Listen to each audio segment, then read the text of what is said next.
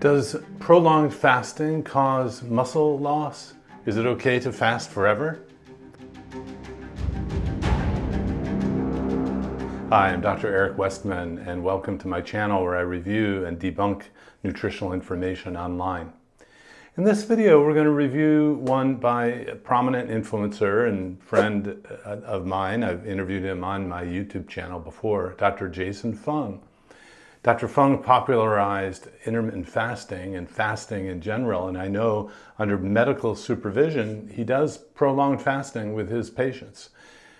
But is that for everyone? And what evidence does he present to say that it's okay to fast and not lose your muscle at the same time? Be sure to listen to the end where I'll give you my final thoughts. Does fasting burn your muscle? No, absolutely not. Remember that what you eat and how much muscle you build are two completely separate things, and they barely interact at all. When you eat, you're taking food energy or calories, and your body is going to burn those calories and it's going to store the rest. And it can store it in two ways, either as glucose, which is a form of sugar, and as fat. And when you're not eating or fasting, then your body will take those stored calories back out from storage so that you can use. And it's going to take it in the form that it was stored, that is either from the sugar or the fat.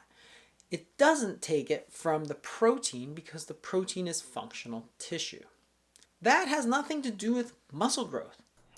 Well, hang on. I see what Dr. Fung is trying to do here. He's trying to simplify and have you understand that you eat for your body structure, the protein, the fat, the amino acids in the food. The protein is basically made to restore your body function. And then the carbs and the fat are the fuel source where you can be storing fat or sugar being turned to fat and drawing upon that for fuel, which is independent, well, he says independent of the protein source. Well, it's important to know that so that if you're going to eat something, eat protein. And if you eat animal sources of protein, you're going to get the fat with that animal source of protein. And so, but to say that these are what you eat doesn't influence your body composition is a bit of a stretch. How do you grow muscle? Well, exercise. If I could just eat and grow muscle, we'd all be like Superman. Proteins are made up of smaller building blocks called amino acids. And it will use a little bit of the amino acids to replace what's needed, but then the rest is going to get stored as either glucose or it can also be turned into fat. So that's it. Don't confuse the two. When you're eating, that's going to store calories as sugar or fat or going to take it out. When you're exercising, you're going to build muscle. When your body breaks down the protein, it will recycle most of those amino acids, those building blocks. Now, this is not to say that eating a higher protein diet is not good for weight loss. Some people find it's very, very useful because of the high satiety factor of protein. So I'm not saying that you shouldn't eat it, but during fasting, you really don't need a lot of it. Well, so let's take that to the extreme of if your body can use its own protein and recycle all of it, well, you would really never have to eat much at all and for your body composition. And now he's switching in here. What are you trying to accomplish, right? The weight loss or the muscle gain? Are you trying to be like Superman? I mean, most of my patients aren't. And so you always consider the context. If you're listening to me and you're trying to be in the gym and as buff as you can, that's not my area. I'm a clinical doctor in practice where I see people, many of whom can't exercise at all. But what was learned in my career, Jeff Volek showed many years ago that you can maintain and even grow muscle by cutting carbs, and even while you're losing fat weight. And yeah, you can lose weight, fat weight, and gain muscle mass because, like Dr. Fung is saying, that's two independent things. But they're not totally independent. So let's get into the detail. For example, could you eat nothing for a year, no protein, and not lose muscle mass? That's a legitimate question. I think there's one case study published of someone who fasted under medical supervision for a year Yeah, and stayed alive. I mean, there were some nutritional electrolyte issues along the way. I don't recommend that prolonged fast. And this is where I also don't recommend long fasts. I don't know how many days is it, because the science really hasn't shown its light on here yet. And I'll wait till the end and I'll explain why I believe that. The estimated turnover of proteins and amino acids in a day is 210 because our body is constantly breaking down cells and renewing them. However, when they break down these amino acids, most of that can be taken back. So this is the question of how much protein do we need every day that we have to replenish our body, make the structural components and the immune function. And so there's a lot going on, but if you just eat the protein from animals, your body figures out what to do. And so here we're getting the detail in a clinical research setting, not necessarily in the real world. Actually, this is Frank Nuttall and Mary Gannon. They were at the Minneapolis VA and did a lot of very basic science research. But I remember talking to Professor Gannon, and she said, well, we couldn't go too low on the carbs because what would we do? Increase the fat? So this is from an era where there was a fat phobia, even in the research setting. So there is a small amount, mostly in the fingernails, the hair, and intestinal lining, but that's only about 6 to 8 grams per day. That's about the weight of 2 of those small packets of sugar.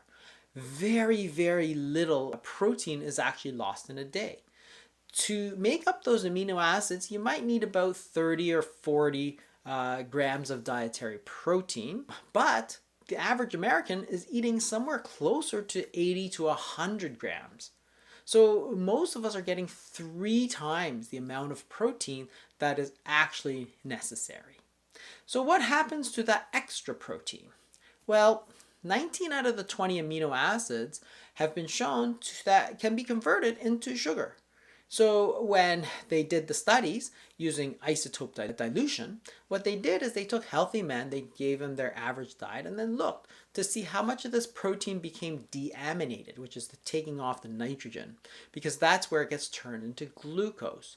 And it turns out that about 68% of the ingested protein turns into glucose. It doesn't go into the blood. A lot of it is stored in the cells. And a more recent study, such as this one, showed that 79% of the ingested protein were actually turned into glucose. Well, so the things are getting a little more complicated. If we're not just eating protein to support our body and our composition, some of the protein can be turned to glucose as a fuel. And the glucose can be stored as glycogen for later use if you need to draw upon glucose in a fast way from your muscle or other tissues. So here we're starting to see the overlap between the protein as a structural component and the protein as a fuel source. Although I like the teaching at first that think of these as separate things. If you're going to try to lose fat off your body, don't worry about the protein as a fuel source, just don't eat carbs, low carb kind of context. And if you're trying to build muscle, be sure you're having protein, and exercising is going to be key to build muscle. Now, most of my patients are just maintaining muscle by walking and don't want to be, Superman in the gym. So now we're starting to see how what you eat does influence the fuel, and protein does more than just support muscle. So there's lots of these longevity experts who are saying that you got to eat more protein, more protein, more protein. But your body doesn't need that much protein, and it can't actually handle that much protein. And how are you going to grow muscle by eating anyway? If you want to grow muscle, you need to exercise. But people are so desperate to believe that eating protein can build muscle that they're suckered into buying all kinds of things like protein powders and so on. The recommended daily allowance of protein, which is the government's way of saying this is how much protein you should eat per day, is 0.8 grams per kilogram per day, where most Americans are eating 1.2 to 1.5, and the longevity experts are saying you should eat 2 or more. Why do people say that fasting causes loss of muscle? First of all, muscle is approximately 76% water by weight. Therefore, any changes in the water, including the intracellular glycogen, are going to affect how much is measured as muscle. When you measure body fat percentage, there's two standard ways to do it. So, okay, we're getting to the new way of looking at things. And I have to say, Dr. Fung and many other researchers in my field have gone against the traditional teaching, and the traditional teaching is not complete. I mean, that should be kind of common sense. The science will find new things. So the traditional teaching of weight loss is that if you just don't eat anything, or if you fast someone, don't eat anything, is total fasting. If you total fast for a long period of time, the dogma, the status quo, the traditional teaching is that you start using your muscle mass to support the glucose that your body needs to function. That's the traditional teaching, so that you wouldn't want to total fast for a long period of time because you'll lose muscle mass. Now, let's see if that traditional teaching holds up.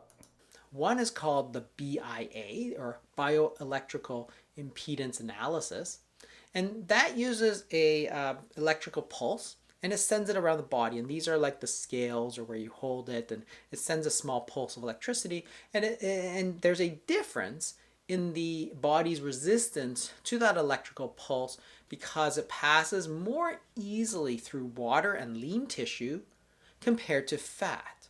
The problem here is that water and lean tissue look the same. So if you're doing something where you're going to lose body water, such as fasting, well, it looks like you're losing lean tissue because the way that it's calculated assumes a constant water percentage. Yeah, so I use that bioimpedance measurement in my clinic. So if you're one of my patients, you're looking at the little strip of paper, the body composition that you get each time you come to the clinic, where it says TBW, or total body water. It's true. It doesn't really separate the muscle from the water very well on this technique.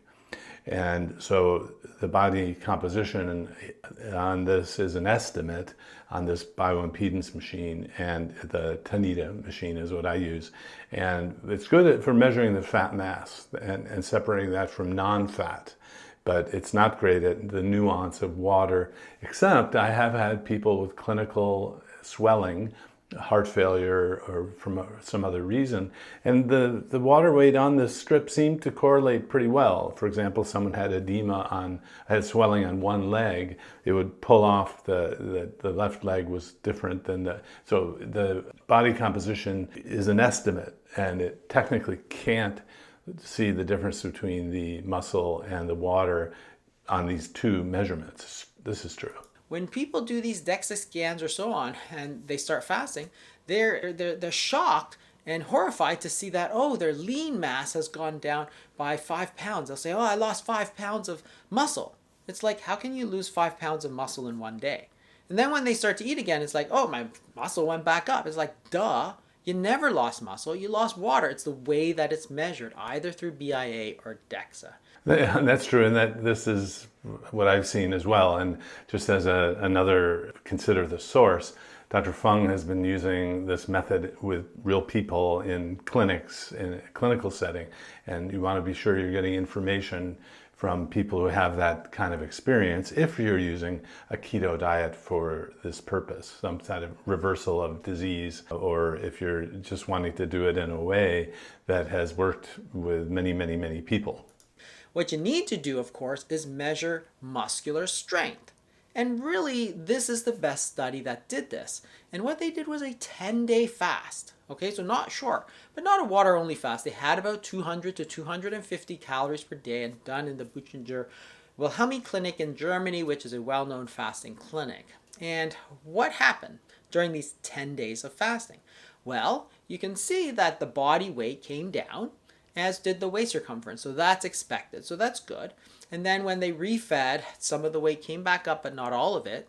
And at 3 months follow-up, you see a lot of the weight went back on, which shows you, as expected, that if you don't keep it up, then your weight is going to go back up. So no surprises there. But what happened to strength? Not a measurement of muscle, how much muscle you have, but actual strength. Well, they did 3 tests. This is the maximal grip strength. And they did a baseline, and then they did 5 days, 10 days. They tested that refeeding and follow-up. And you can see there's absolutely no difference at all in the muscular strength over 10 days of fasting. And most people are not doing 10 days. So it's really hard to imagine that you're losing muscle if your grip strength stays exactly the same. And here's where it gets even more interesting, because they tested leg strength. So when you compare the baseline to a fasted, leg strength went up. Not just up a little bit, it went up a lot. It's up like 30%. And if you look at the leg muscle power, as measured how much power you can generate with your legs, it's gone up significantly higher with the fasting. Well, if you think about it, if you're fasting, not eating anything, although in this study he said they were having 200, 250 calories per day. If you think about it, if you're walking, right, in daily life, or most people are, I would assume these were free living people in this study, which is a limitation I'll get to, but you're using your legs pretty much, and so you would be actually, if you're eating protein or recycling the protein, as kind of the new frontier is learning that we can recycle protein. I guess it's been known for a while, but hasn't been clinically thought of or talked about. Here, it kind of makes sense the leg would increase its strength if you were still using it and you're eating protein or recycling your protein. The other interesting thing about this study is that they looked at the hunger during this 10-day fast, and what they asked them was, how hungry are you and how much do you think you can eat? And during the 10-day fast, in fact, over the first 5 days anyway, you saw a very significant drop in hunger, which is different than what most people think. Most people think they're going to be overwhelmed with hunger, but in fact the hunger actually steadily drops and then goes back to baseline once you started. That's an important point. So the fasting shares many metabolic changes with keto diets. Fed fasting, it's called, where you're getting fat metabolism and ketosis and all the things that come with that. Here, you're not eating anything or almost nothing. I joke in the clinic, have you watched the show Naked and Afraid, where you basically watch people fasting for 21 days in the typical show, and they're alive and they're running on their body fat, and they're not always feeling great. You never hear them talking about hunger much. Because that ketosis kicks in, or something related to ketosis, and once you start fat burning, you're in ketosis, the hunger goes away. On a fasting program like that, on the diet that I teach, the intermittent fasting that Dr. Fung teaches, so that hunger going down without eating or on a keto diet is explained by the fat burning, using the fat as fuel. The muscle preservation here and the strength preservation is really interesting, but kind of like our early research 25 years ago, this has to be seen as kind of early research. I mean, to do a study like this, and let's say there's 1 or 2 or 3, doesn't give me reassurance that it will work in everyone who comes to my office. And that's the level of science that I really want, if at all possible, before I introduce something as a policy. And so I don't recommend total fasting for 10 days like in this study, because we just don't have publications on it to the degree that you would want to, say, for example, have a drug approval. You want information, not just one study here and there, but over and over and over, and then studies in the real world, clinical trials, like analogous to the phase 3 trials for drug development and drug approval. And I'll also mention one very important type of muscle, heart muscle, and there's a recent study just published in 2024, which is the InterFast MI study, which looked at people after a heart attack, a significant heart attack, and they had a group that did some fasting and a group that did not. And what they found was that the people who had actually fasted had much better improvement in their heart function. That heart muscle wasn't being eaten away by the fasting. In fact, the hormonal changes actually caused an improvement, a significantly better improvement after a heart attack than the people who didn't fast. Well, another great video by Dr. Fung, and he really is the I would say the world's leader in understanding fasting, whether it be intermittent or prolonged. And in the medical setting, he will use prolonged fasting with supervision to reverse type 2 diabetes for really, really difficult cases. I've talked to him about that, and watch for my interview with him on my YouTube channel if you want more detail about what I was able to get from him one-on-one there.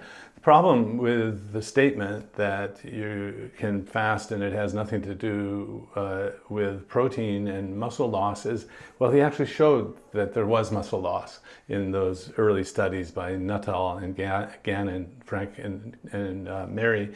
And the problem is we don't really know in the real world context, and if someone's not exercising, or if they are, or across all ages. And so the science, although Dr. Fung is excellent at debunking statements that, but we don't like to say that fasting will cause muscle loss. Well, it doesn't always, but I want to know to a greater degree, will that happen in my own patients?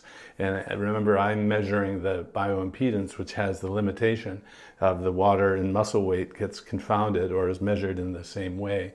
So muscle strength is a great indicator for your preservation of your muscle mass. You want the function, and that's really important even as you are in middle age and older age.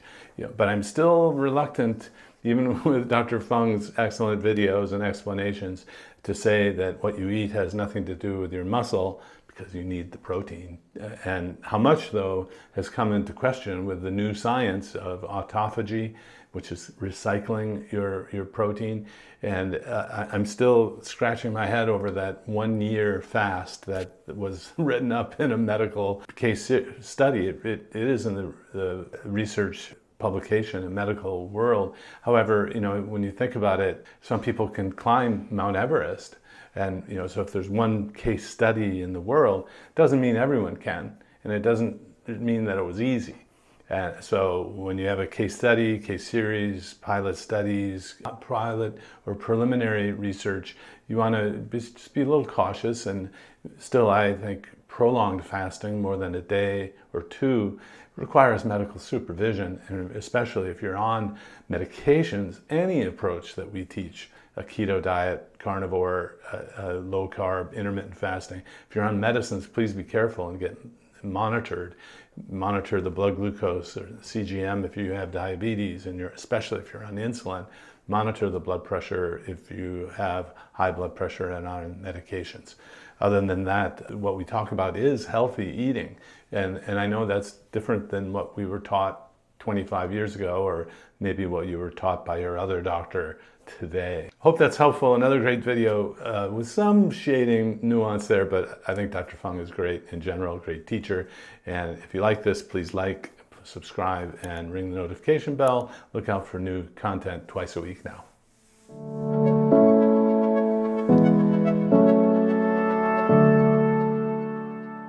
If you enjoyed this video, be sure to like, subscribe, and hit the notification bell, and check out adaptyourlifeacademy.com.